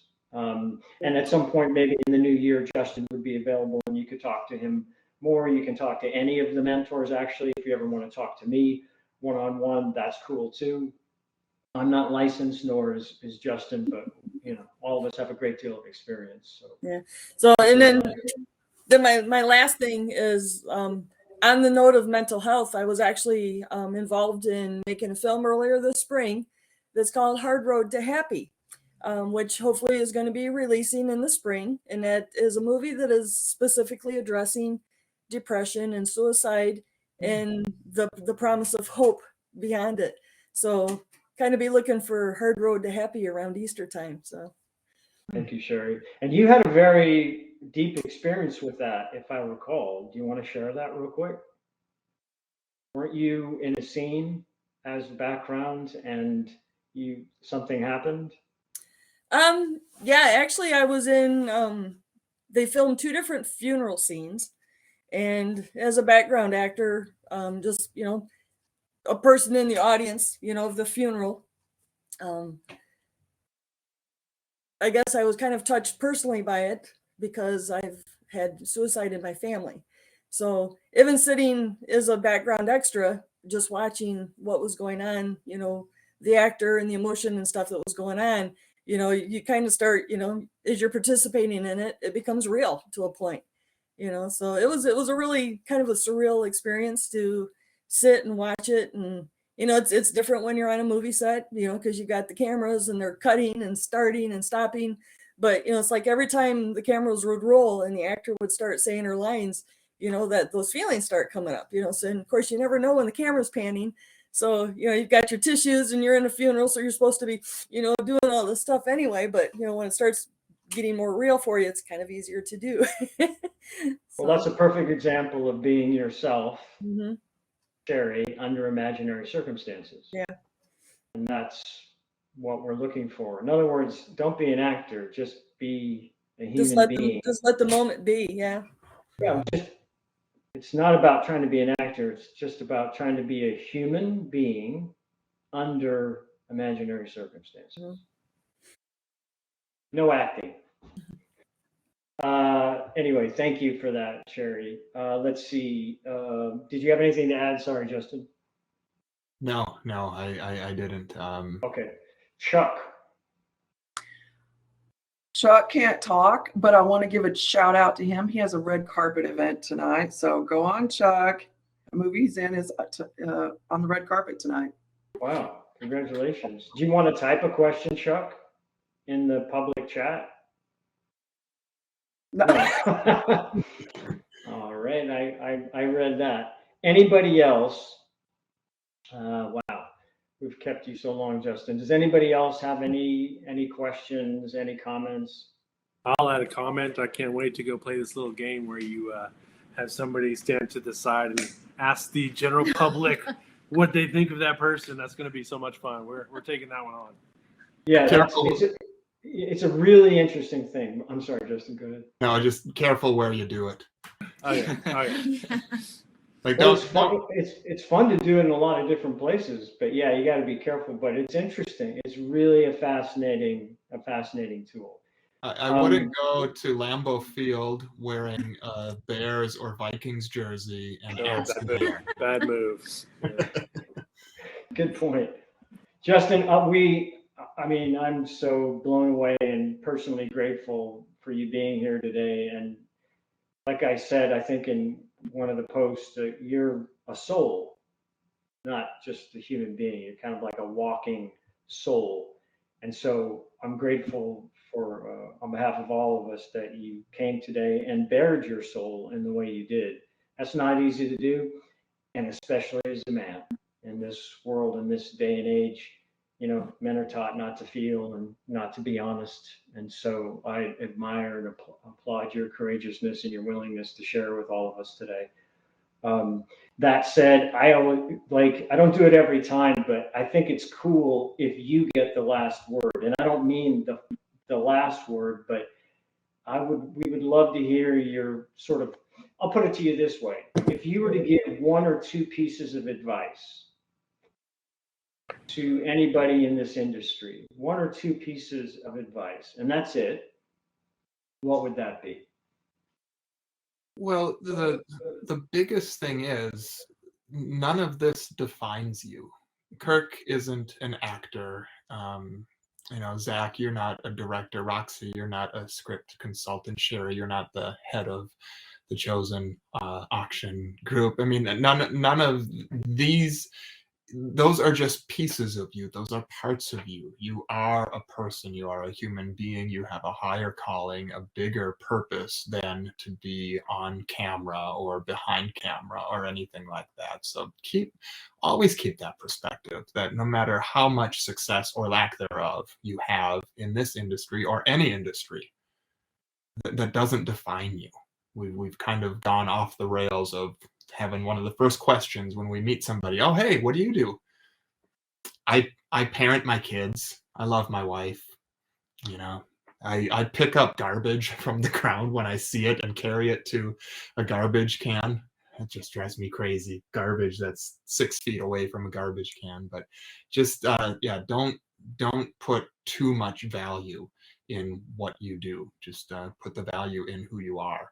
And then I want to do this, Kirk, too, really, really quickly, and then we can sign off. But thank you, first of all, everybody, for being here. And those of you that have been doing this with Kirk for a while and his other mentors, if you find value in this, can I ask you a favor to continue to push this on social media for Kirk and for Actor Class? Because I value so much what he's doing. And just knowing him as a human being, knowing that this is truly something that he wants to do to help people. If you see opportunity to spread the word a little bit, this is how the Chosen got built, is just this ground roots, social media. I share it, you share it, they share it, and it spreads. So if you know how to take a screenshot, you can take a screenshot of the screen right now. Don't put like the comments in it. You can put that up on social media and just say, man, I am loving Actor Class. If you're curious about it, let me know. I'll help you out, show you where to sign up, and just be specific about something that is particularly impactful to you. Don't just say, Actor Class is great, here's a link. Say, I have learned this through Actor Class. It helps out. And Kirk didn't ask me to do this, and I didn't tell him I was going to. but I truly believe in what he's doing, and I think it would be just a benefit for other people. This isn't for Kirk. This isn't for actor class. This is because I think there are other people out there that could benefit from this. And that's the same thing with The Chosen. I don't want you sharing The Chosen so The Chosen grows. I want you sharing The Chosen because somebody out there might need to see Jesus like he's represented in The Chosen. So that's it. Love you guys. Thank you. Thank you, Justin. We certainly love you. We're so grateful for your time, man. I love you, man. Thank you so much. We're honored and blessed to have you.